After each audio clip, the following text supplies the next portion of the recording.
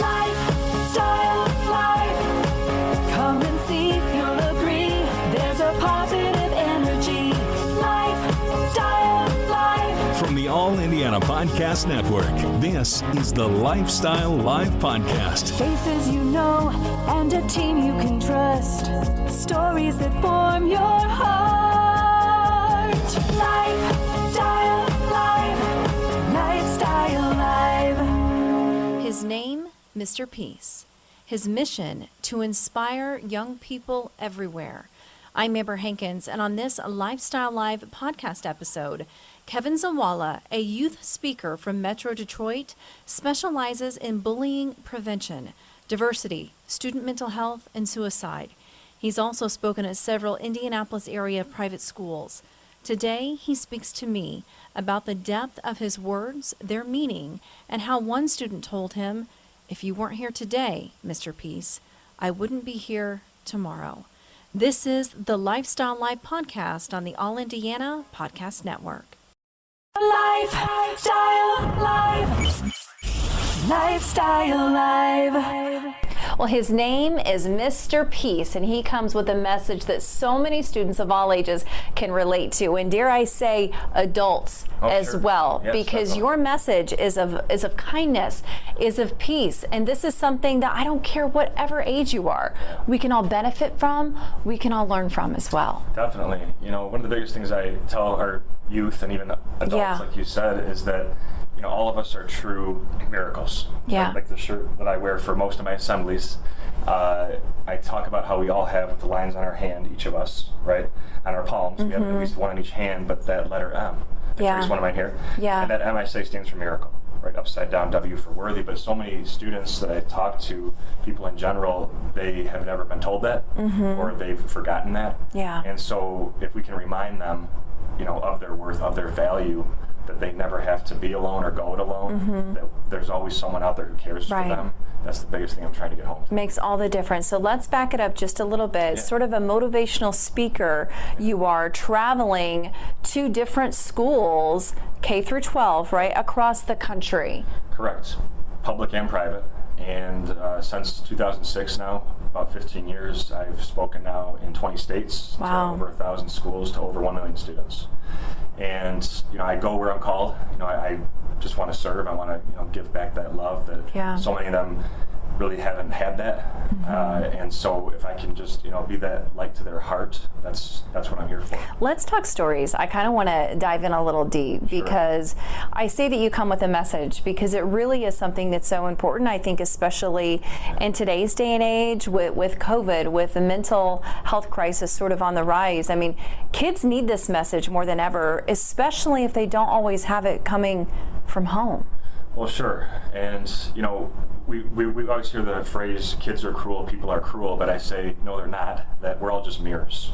Right? Yeah. And so many times what we choose to reflect is not what we're taught in schools, which is hopefully more about kindness, but it's what we learn from our home environment. And unfortunately, many times we choose to reflect the hatred that we see.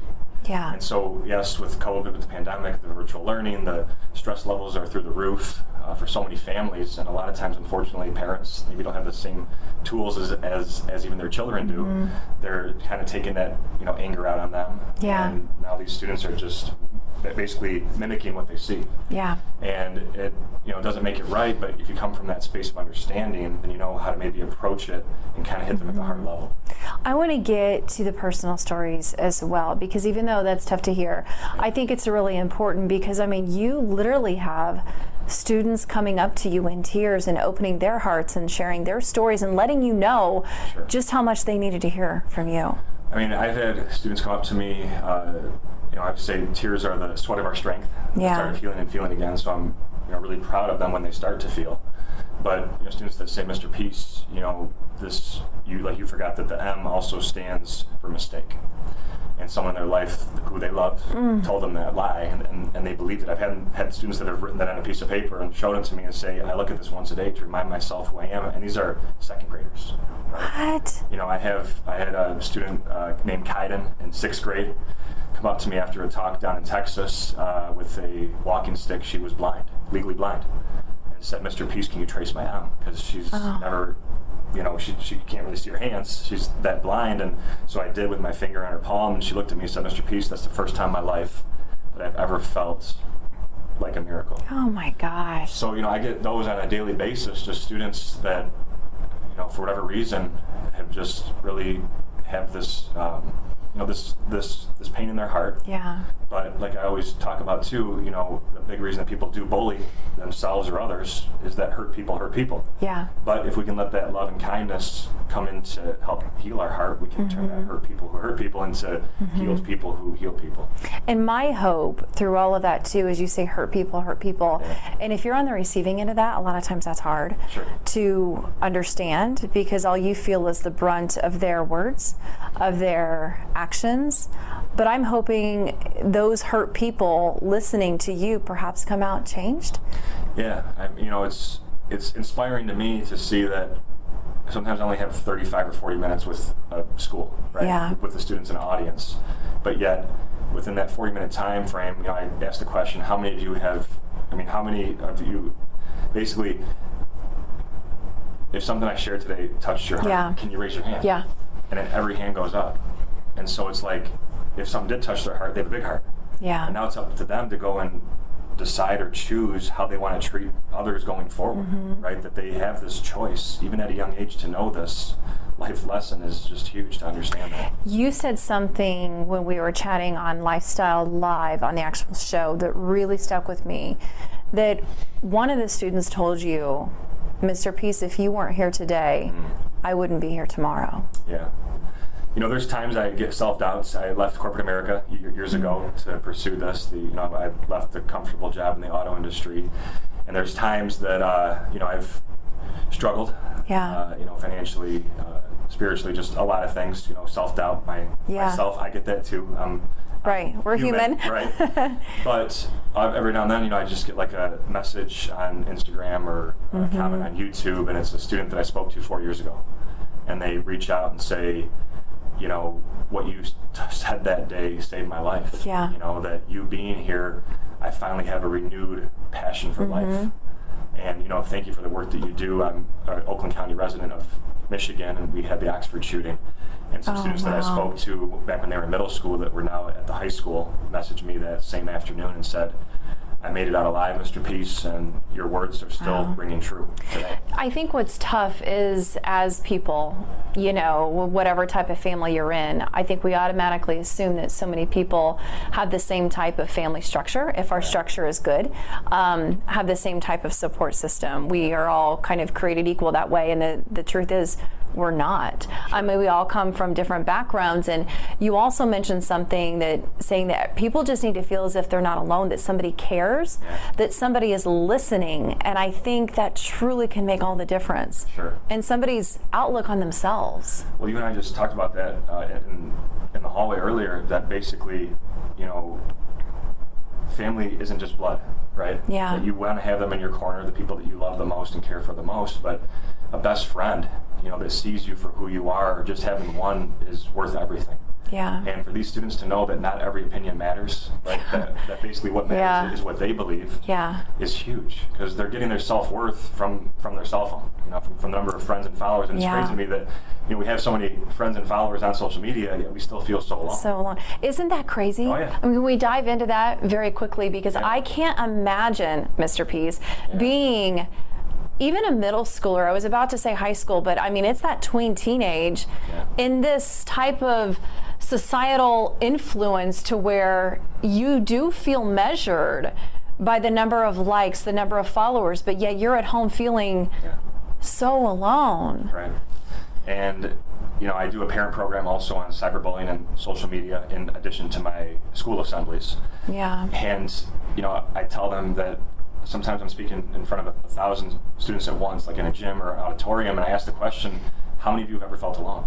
And every hand goes up. Yeah. And I'm looking at a room of 1,000 people, and I'm like, there's 1,000 people in this room, how can you feel alone? Yeah. But I get it, because, you know, unfortunately, you know, we compare ourselves to so many people around us, and this competitiveness is what just kind of drains the life out of us. Yeah. I saw a quote on the internet the other day. It said, you know, what if Instagram closed at 6 p.m.?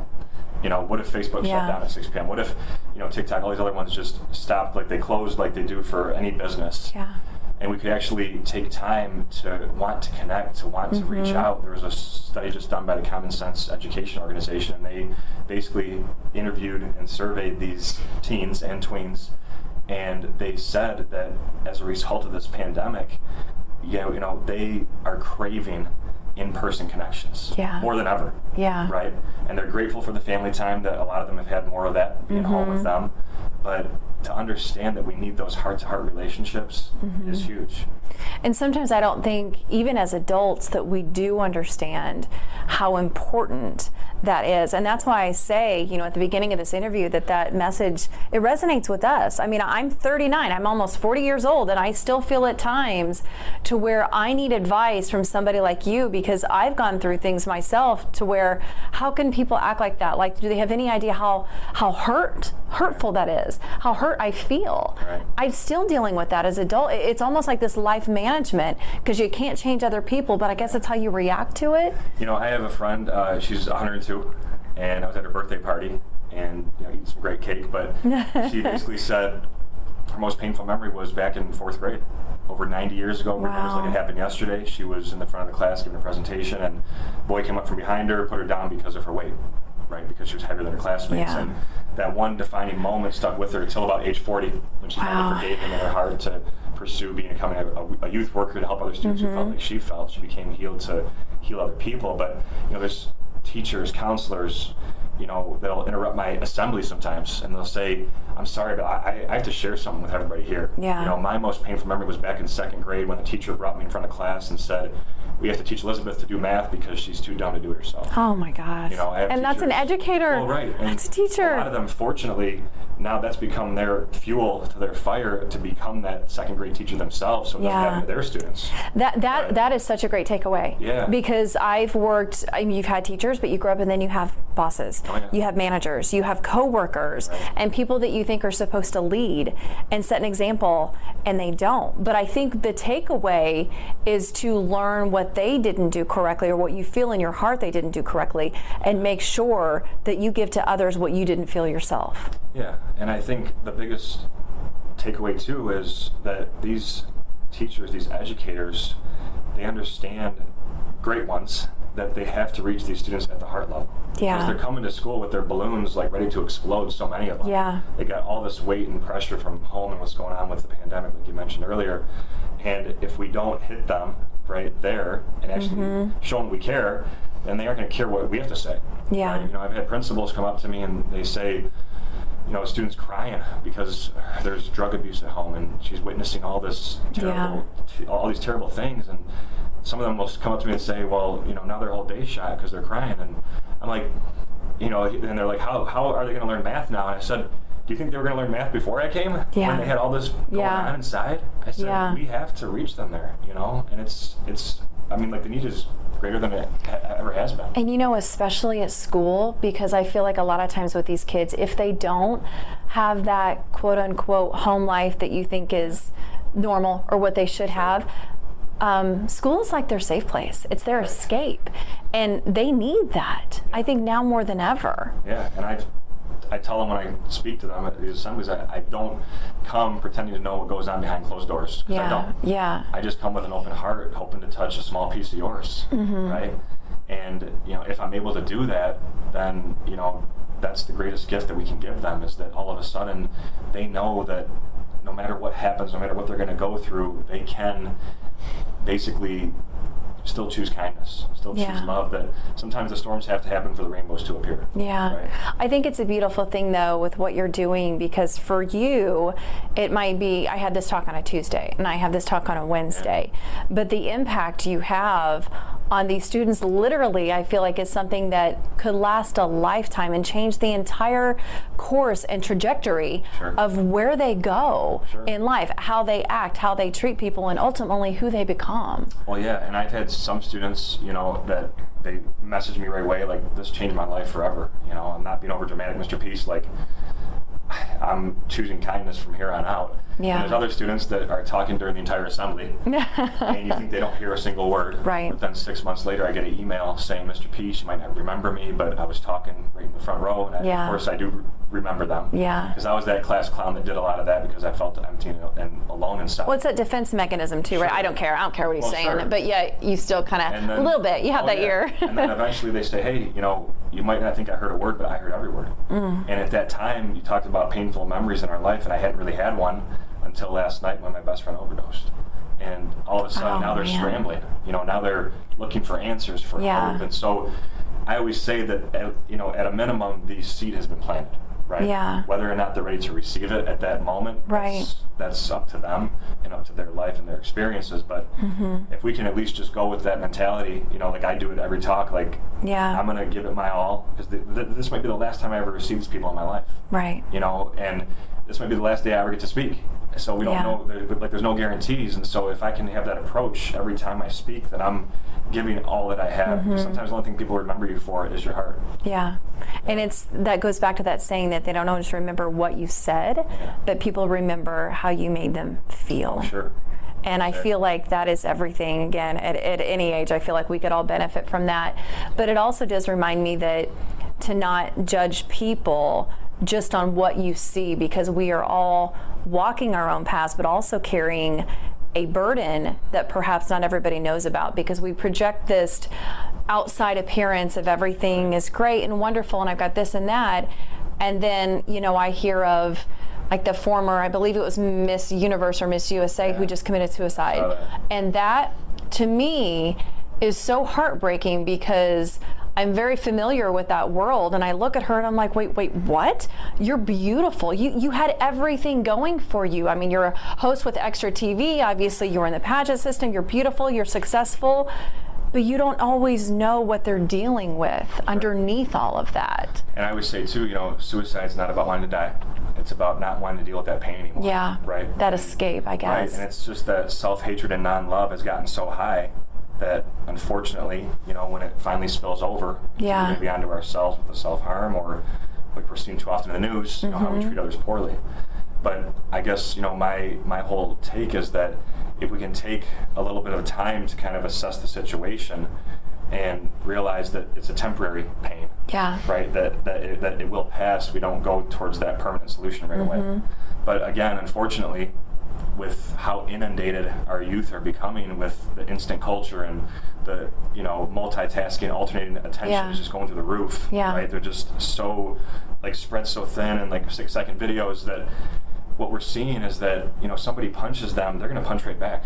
Right. Something happens to them, I might end my life. Yeah. And they're not taking this time for conflict resolution to breathe, to just understand the consequences. Right. And that's what we're seeing. So how do we start to reverse some of those trends? And that's where I feel I know we're going to wrap this up here shortly, but I want to end with, if we're not able to have you in our schools, in our classrooms, if we're not able to have you as a speaker, what advice can you give the listeners, the viewers watching and listening, something that we can take away ourselves, but also go home and give to our children?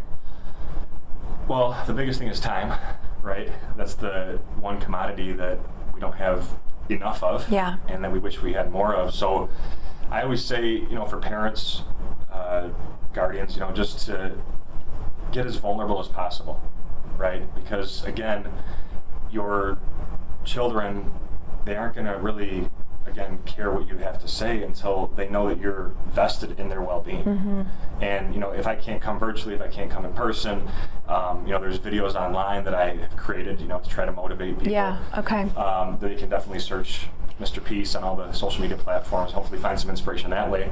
But again, I think if we know as parents that we want to model this, we want to, model that change, that it starts with us setting the example. Right. And so many studies I've seen recently, parents are in agreement that, social media is having more of a hurtful and harmful effect than it is beneficial. But yet they're the same parents that are sitting on their phone doing the... Exactly. Yeah, I know. And at ages 0 to 5, that they're saying in these, surveys that their child is using Snapchat or TikTok, and they're only 2 years old, and I'm like, the only way that they're using that is because you're giving them the phone. Right. Like Take as it the away. babysitter, and there has to be a balance with anything. Yeah. Like we've seen now too, social media gives off the same dopamine effects as alcohol, gambling, drugs. Yeah. That it's addictive and it's harmful, and there's age restrictions on that, on all those things, but not on social media. Yeah. Not on having a phone. And so where do we kind of start to have a healthy medium? It starts with the parents, starts at home. I always say, as parents, that I am not perfect by any means, but when you lead by example, that's the behavior that they learn, and that's ultimately what they go out and do, or at least that's our hope, right? I know some kids kind of do their own things, but that's our hope. Where can we learn more about you? Where can we find you to perhaps have you come into our schools? Yeah, mrpeace.org, mrpeace.org.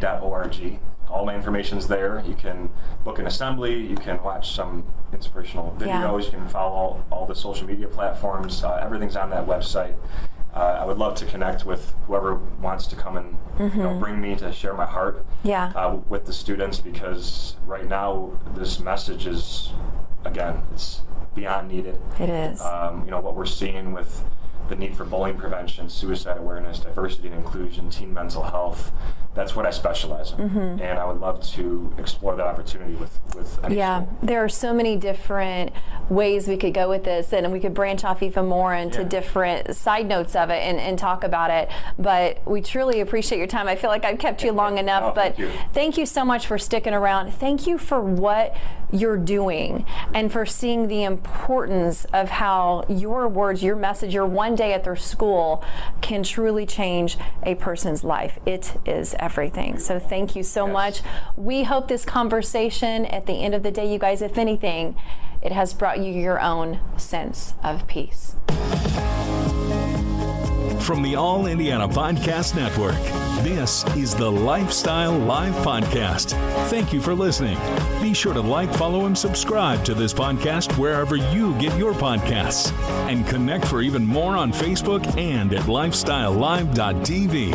Faces you know and a team you can trust.